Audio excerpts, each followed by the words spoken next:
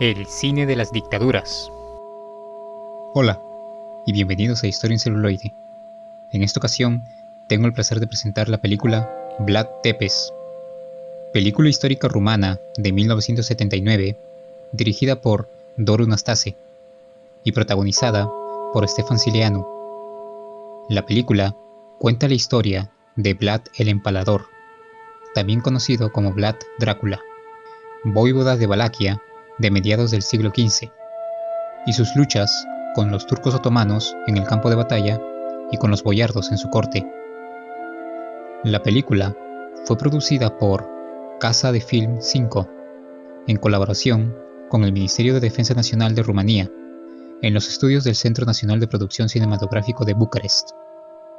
Encargada por las autoridades comunistas rumanas de la época, en plena Guerra Fría, la película promovió la línea que Nicolae Ceausescu, dictador de Rumania, había trazado a través de las tesis de julio de 1971, al proyectar la imagen de un líder fuerte, autoritario y justo con el pueblo, identificándose Ceausescu con el personaje histórico y presentándolo como un predecesor espiritual, tal y como había hecho Stalin con Iván el Terrible décadas atrás. También tenía el propósito de lavar la imagen del nombre del voivoda, de la vergüenza causada por la novela de Bram Stoker. La fabricación del mito de Drácula se destaca al inicio de la película, donde se lee que fue construido por elementos externos, por un lado, los comerciantes sajones de Brasov, y por el otro, por enemigos de Valaquia, los turcos, pero también por los malvados boyardos y traidores, en una clara referencia a los enemigos del partido y del Estado. La película también llegó a estrenarse en Alemania Oriental y demás países del bloque oriental. Aunque Vlad Tepes ya era un mito en el siglo XIX y especialmente a principios del siglo XX, bajo Ceausescu, se convirtió en una figura omnipresente en la literatura, en la historiografía y no menos en los libros escolares. Se instó a los historiadores rumanos a restar importancia a las supuestas atrocidades cometidas por él, o a elogiarlas como evidencia del estricto pero justo gobierno de Vlad. Por lo tanto, oficialmente se declaró a Vlad Tepes como el niño mimado de sus leales súbditos, un argumento en el sentido de que Nicolae Ceausescu, a quien le gustaba ser celebrado como el hijo amado del pueblo rumano, era parte del culto a la personalidad que se celebraba a su alrededor. Aunque la película no tuvo mucha repercusión en Occidente, en los demás países del bloque oriental alcanzó cierta notoriedad, donde diversos críticos asumieron que la película biográfica era un intento de rehabilitar la imagen del sanguinario gobernante de Valaquia, mostrándolo como un sabio hombre de acción, cuya crueldad estaba justificada por la razón de ser. En otras palabras, que el fin justificaba los medios, filosofía a la que se atañían prácticamente todos los gobiernos de las naciones del bloque oriental. La película comienza en 1456. Vlad Tepes, noble rumano y voivoda de Valaquia, lucha contra los turcos otomanos en el campo de batalla y contra los boyardos húngaros de su corte. Su dominio no es indiscutible, pero no deja dudas sobre sus éxitos. Cuando asciende al trono, libera a los condenados a muerte de las cárceles y les devuelve su libertad. De esta manera, crea una base de seguidores leales y su propio ejército principesco particular, puesto que el ejército real está controlado por los boyardos, en quienes no puede confiar. Además, trata de poner a los campesinos de su parte y también a los comerciantes que se encuentran actualmente en Valaquia, al encargarse de que puedan pasar por sus dominios con seguridad, sin ser atacados por bandoleros y ladrones. Esto demuestra la dureza del príncipe contra los forajidos al permitir que su gente los rastree y los mate sin piedad, dejando que los comerciantes traigan libremente sus bienes, lo que le da una gran estima entre ellos, revelándose como un gobernante extremadamente estricto pero justo. Sin embargo, los boyardos lo ridiculizan como benefactor de mendigos. Como castigo por esta blasfemia, Vlad deja que se incendie toda una aldea de boyardos. En venganza, los boyardos atacan un monasterio principesco, tras lo cual Vlad se apresura a rescatar a los que quedaron atrapados y después hace empalar a los líderes.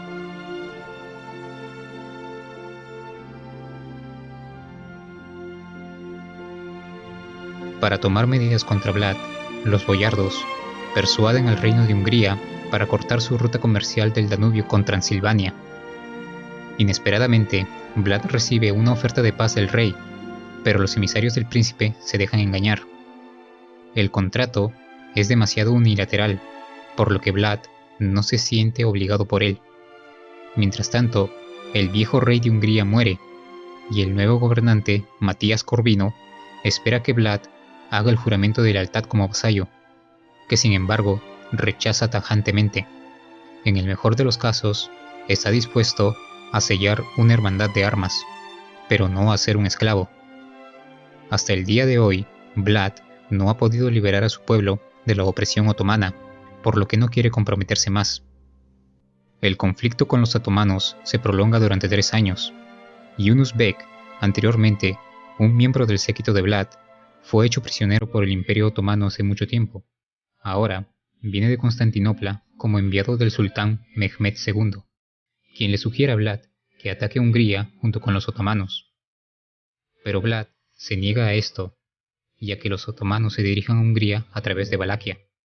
Cuando lo hacen, es inevitable un conflicto militar.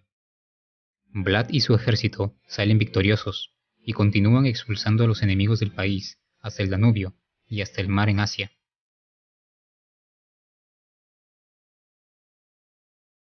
Mehmed II, entonces, comienza a contraatacar. Gracias al apoyo de sus súbditos, Vlad puede oponerse a las tropas otomanas con un poderoso ejército. Pero Mehmed está decidido a llevar la bandera de la media luna a todas las tierras.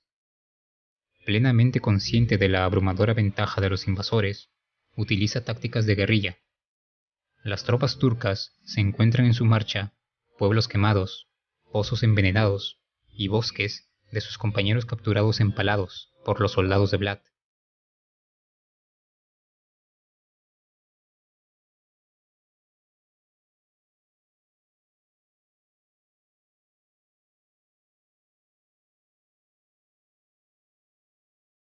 Después de que las fuerzas del ejército de Vlad se debilitan, el príncipe se infiltra en el campamento enemigo por la noche y apuñala al sultán en su tienda. Los otomanos, exhaustos, luego retroceden y huyen. Vlad entonces resulta victorioso. Disfruta con orgullo del homenaje de sus compatriotas por su victoria, y tiene claro que solo podría haber salido victorioso porque todo el país lo respaldaba. Pero su oposición no duerme, y hace llegar una carta falsificada a Matías Corvino. Acusa a Vlad de conspirar con el sultán contra Hungría, por lo que al final es encarcelado por los húngaros durante 12 años. En 1476 logró nuevamente ascender al trono de Valaquia, con la ayuda de Esteban el Grande, pero solo gobernó durante 2 meses, porque luego fue víctima de otra traición. Y bueno, hasta aquí el resumen. La verdad es que la película es bastante fiel a la historia real, si bien evita narrar algunos hechos en orden de lavar la imagen del Vóyvoda, aunque la película es la más fiel adaptación que se haya producido sobre su persona, y una precisa imagen de la Rumanía del siglo XV. Es así como tenemos a Vlad III de Valaquia, conocido como Vlad Tepes, que en rumano significa Vlad el Empalador, o Vlad Drácula. Fue voivoda de Valaquia, es decir, príncipe, en 3 periodos distintos entre 1448 y su muerte en 1477. A menudo se le considera uno de los gobernantes más importantes de la historia de Valaquia y un héroe nacional para Rumanía. Nacido en Transilvania, entonces parte integral del reino de Hungría, fue el segundo hijo de Vlad II Dracul, Vlad el Dragón, quien formaba parte de la Orden del Dragón, y se convirtió en el gobernante de Valaquia en 1436. Sus hijos, Vlad y su hermano menor, Radu, fueron rehenes del Imperio Otomano en 1442, para asegurar la lealtad de su padre al sultán.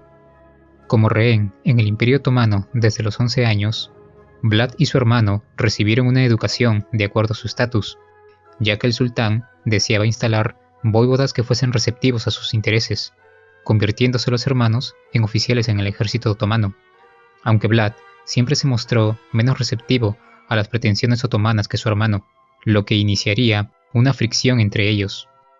Como curiosidad, el sobrenombre de Drácula proviene del de su padre, Drácul, que significa dragón, mientras que Drácula significaría hijo del dragón.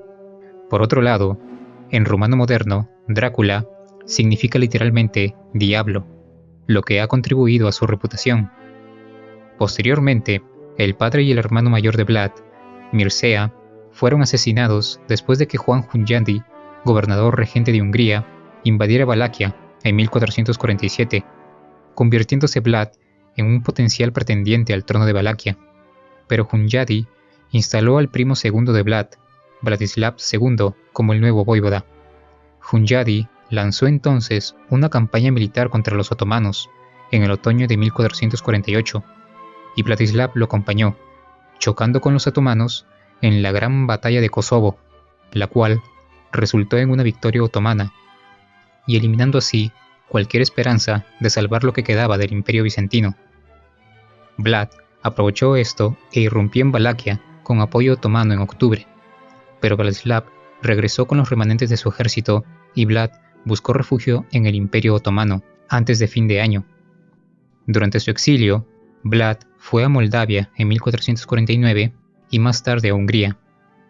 Las relaciones entre Hungría y Vladislav se deterioraron más tarde, y en 1456 Vlad volvió a invadir Valaquia, esta vez con el apoyo de Hungría.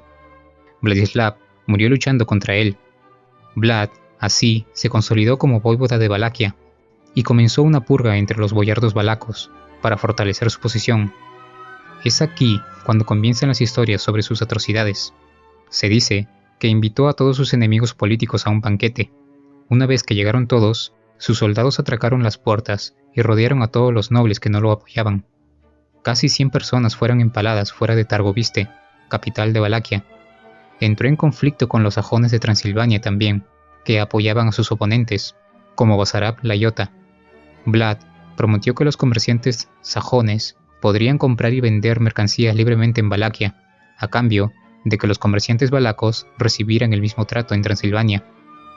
Los sajones, en cambio, confiscaron el acero que un comerciante valaco había comprado en Brasov, sin compensarle. En respuesta, Vlad saqueó y torturó a algunos comerciantes sajones y saqueó las aldeas sajonas, llevando a las personas capturadas, incluyendo mujeres y niños, a Valaquia, donde las empaló o quemó vivos, lo que inspiró su apodo. La paz fue restaurada en 1460. Una anécdota que también describe su crueldad narra cómo lidió con el gran número de indigentes, pobres y mendigos en sus dominios, a los que consideraba nada más que ladrones que se aprovechaban de la simpatía de la gente.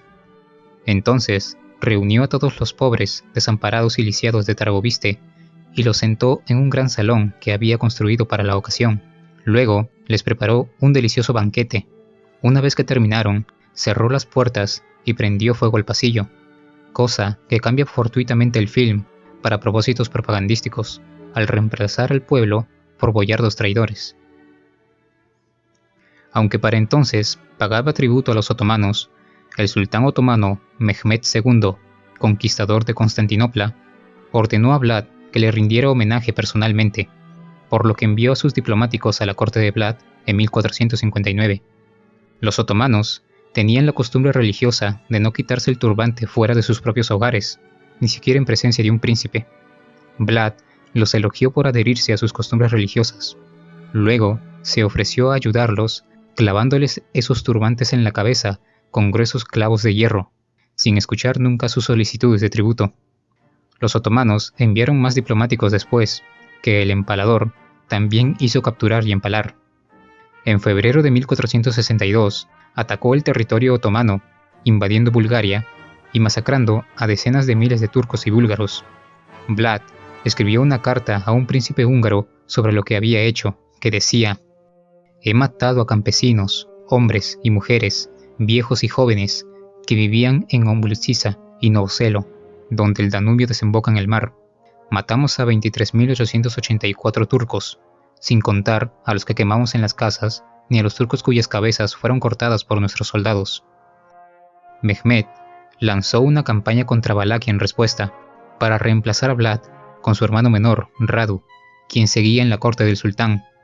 Los turcos reunieron un ejército de más de 100.000 hombres, por lo que Vlad empleó una táctica de tierra quemada y arrasó todas las aldeas y cultivos en sus propias tierras mientras se retiraba, enviando a los ciudadanos de estas tierras a las montañas con sus animales y las pocas pertenencias que pudiesen cargar. También envenenó todos los pozos que los otomanos pudieran utilizar en su avance, pero más notoriamente reunió hombres y mujeres que sufrían de tuberculosis, sífilis o lepra y los envió a infiltrarse en el ejército otomano, extendiendo la plaga en sus filas. Junto con ataques esporádicos y otras formas de guerra de guerrillas, estas debilitaron al ejército otomano. Cuando finalmente los otomanos llegaron a la capital de Valaquia, Targoviste, encontraron un bosque de muertos esperándolos. Más de 20.000 hombres, mujeres y niños fueron empalados en la ciudad, que estaba vacía. Esas personas no eran los habitantes de la ciudad, sino los turcos que Vlad había capturado durante sus incursiones en tierras otomanas. Las mujeres, con bebés, fueron empaladas. A veces los bebés muertos fueron cosidos a los senos de su madre. Cuando el ejército otomano vio este bosque de muertos, comenzaron a desertar en masa. Vlad entonces intentó matar él mismo al sultán, en lo que se conoce como el ataque nocturno de Targoviste, durante la noche del 16 al 17 de junio de 1462. Vlad atacó el centro del campamento turco donde estaban Mehmed y sus generales. Tras una hora, logró desbordar las defensas y entrar en el campamento. El ataque sorpresa causó pánico entre las filas otomanas, pero los jenízaros se pusieron delante del sultán y así el intento de asesinato fracasó, aunque los turcos sufrieron numerosas bajas, y con Vlad retirándose a las montañas al amanecer.